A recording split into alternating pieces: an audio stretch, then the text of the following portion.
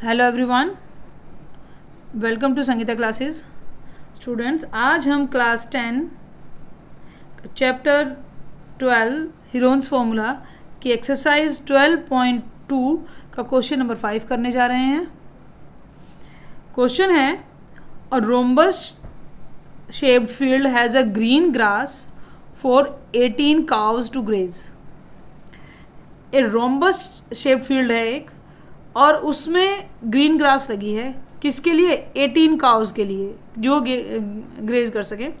If each side of a rhombus is 30 meter, अगर हर side rhombus की है 30 centimeter, and its longer diagonal is 1 diagonal is also given. Means आपको एक rhombus field given है, rhombus field की आपकी ईच साइड गिवन है, आपको दोनों डायगनल भी गिवन है, सॉरी दोनों नहीं, एक लॉन्गर डायगनल गिवन है। How much area of grass field will each cow be getting. तो कितना एरिया एक काउ के लिए सफिशेंट होगा, ये आपको बताना है। तो सबसे पहले तो अगर यहाँ रोम्बस की बात करी गई है तो मैं आपके लिए रोम्बस बना देती हूँ फिगर में, और आपको रोम्बस की सारी प्रॉपर्टी भी एक बार रिवाइज करा देते हैं, क्योंकि रोम्बस हमारे कोई भी क्वेश्चन जब ही आगे चल पाएगा जब हमें उसकी सारी अच्छे से प्रॉपर्टी आती होंगी। तो आपका ये रोम्बस है। रोम्बस की सारी साइड इक्वल होती हैं। ईच साइड जो गिवन है 30 मीटर, मीन्स ईच साइड आपकी क्या है? 30 मीटर है। अब रोम्बस के 2 डायगनल होते हैं। अगर मैं बनाऊं, डायगनल जो होंगे, दोनों डायगनल्स की लेंथ इक्वल नहीं होती, बट डायगनल्स बाइसेक्ट करते हैं एट 90 डिग्री। ठीक है, तो ये बहुत इंपॉर्टेंट प्रॉपर्टी है, इसे याद रखना है।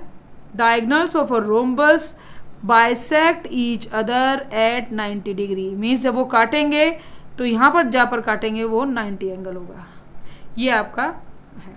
अब इन 2 डायगनल में, अब आपको मालूम है डायगनल इक्वल नहीं होते, तो हमें ये बोल देते हैं कि लेट, हम यहाँ पर लिख लेते हैं, पहले तो प्रॉपर्टी लिखते हैं, diagonals of a rhombus bisect each other. वो एक दूसरे को बाइसेक्ट ईच अदर करते हैं एट 90 डिग्री। 2 चीज़ों का ध्यान देना है, यहाँ पर है बाइसेक्ट करते हैं, 90 डिग्री पर करते हैं, बट दोनों बातों को ध्यान दीजिए। बाइसेक्ट क्या है? मीन्स एक जो डायगनल है, अगर डायगनल आपका है गिवन, यहाँ पर आपको डायगनल ये गिवन है, आपका डायगनल है लॉन्गर डायगनल, अगर वो आपका 48 सेंटीमीटर है, सॉरी मीटर, 48 मीटर है, तो वो बराबर 2 पार्ट में डिवाइड होगा। मीन्स अगर ये हम मान ले कि अगर दैट इज AC आपका 48 सेंटीमीटर है, तो OA is equals to OC होगा AC का half, means 48 24 centimeter. OA is equals to OC होगा 24 सेंटीमीटर। आप डायरेक्ट भी लिख सकते हैं, ठीक है। मीन्स आपका ये कितना आ जाएगा? 24, और ये भी 24 सेंटीमीटर। क्योंकि देखो बाइसेक्ट करा, अगर ये पूरा 48 का है तो बराबर 2 टुकड़ों में इसे कट कर दीजिए। अगर बराबर 2 टुकड़ों में काट देती हूँ तो 48 के 2 बराबर टुकड़े हो जाएंगे, एक 24 का, एक दूसरा 24 का। एंड उसके बाद आपको क्या निकालना है? अब मुझे क्या चाहिए? हमें ये एरिया चाहिए रोम्बस का। रोम्बस का एरिया क्या होता है? रोम्बस का एरिया आपका होता है half into D1 into D2, मतलब D1 डायगनल और D2 डायगनल, क्योंकि मुझे पूरा निकालना है। यहाँ पर मेरे पास इसका मतलब ये हुआ कि मेरे को एनी हाउ इसका दूसरा डायगनल फाइंड आउट करना है, जो डायगनल है DB। ठीक है, तो चलिए अब मैं ले लेती हूँ केवल एक in one triangle AOD by Pythagoras theorem. मैं एक ट्राइंगल के अंदर पाइथागोरस थ्योरम लगा लेती हूँ। ठीक है, पाइथागोरस देखो यहाँ पर ये 90 डिग्री है ना, तो यहाँ पर पाइथागोरस थ्योरम केवल राइट एंगल में ही एप्लीकेबल है, तो वो हो जाएगी आपकी AD square is equals to OA square plus OD square. अब देखो OA तो आपके पास है, OA गिवन है ना आपके पास 24, ये तो आपने निकाल ली थी। AD आपके पास 30 है, तो 30 square 24 square plus O D square, मैं इसे ओ डी का स्क्वायर इधर से आ जाएगा 30 स्क्वायर माइनस 24 स्क्वायर। अब देखिए, अब मैं इसे आज इस तरह इसको कैलकुलेट ना करके एक दूसरा इजी मेथड इस पर अप्लाई करूँगी। ये है A square minus B square. तो मैं क्या बता दूँगी identity, A minus B and A plus B. देखो, जब ज़्यादा कैलकुलेशन हो तो हम इस तरह से भी उसे कर सकते हैं। ये जब माइनस करेंगे तो ये आपका आ जाएगा 6 मल्टीप्लाई 54।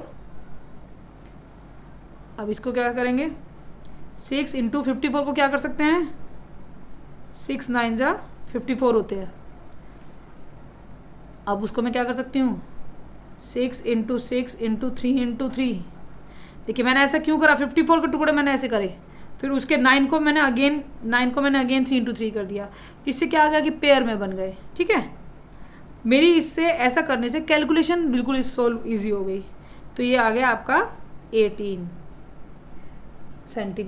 मीटर। ठीक है, ये ओडी था क्योंकि रूट इधर आ चुका है इसका। तो आपका ओडी कितना आ गया है, आपके पास ओडी निकला है, OD is equals to 18 metre. Means अगर ये 18 मीटर आया है तो ये वाला पार्ट कितना होगा, ये भी तो 18 मीटर होगा। बाइसेक्ट करने का तो यही मतलब है ना। तो अगर ओडी आपके पास आ गया है तो आपके पास that is O B is equals to 18 meter and B D is equals to आपका होगा O D plus O B, और आप इसे ले सकते हैं 18 प्लस 18 मीटर। तो आपके पास बी डी आ जाएगा 36 सेंटीमीटर। ठीक है,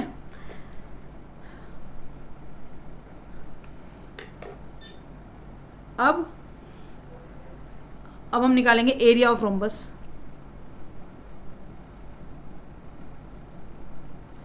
half into D1 into D2। D1 आपका कितना है 48 और D2 कितना है 36। आप इसे मल्टीप्लाई करेंगे तो आपके पास आ जाएगा, so that is the area. Total area आपका इतना है जिसे गेज करना है बाय द 18 काउ। 18 काउज को गेजिंग के लिए है ये एरिया टोटल 18 काउज, पूरा इतना एरिया है इस पूरे रोम्बस का जिसमें 18 काउज छोड़ दी जाएंगी गेजिंग करने के लिए। वो जब ग्रेज करेंगे तो ये पूछना है, बताना है कि एक how much each cow will getting, कि एक गाय के हिस्से में कितना एरिया आएगा ग्रेज करने के लिए। सो इसके लिए करेंगे ग्रास एरिया फॉर 18 काउज कितना है, 18 काउज के लिए ग्रास एरिया कितना है, इतने मीटर स्क्वायर।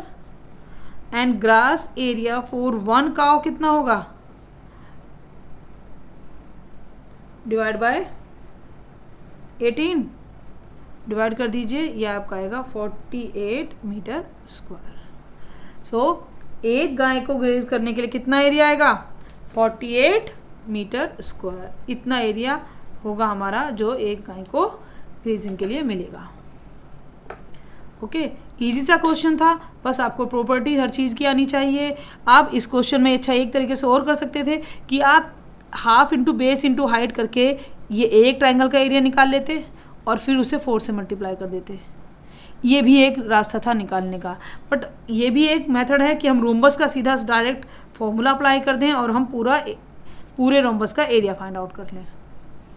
आई होप आपको क्वेश्चन क्लियर हो गया होगा। अगर आपको मेरी वीडियो पसंद आई है तो उसे लाइक करें, शेयर करें और चैनल को सब्सक्राइब करना ना भूलें।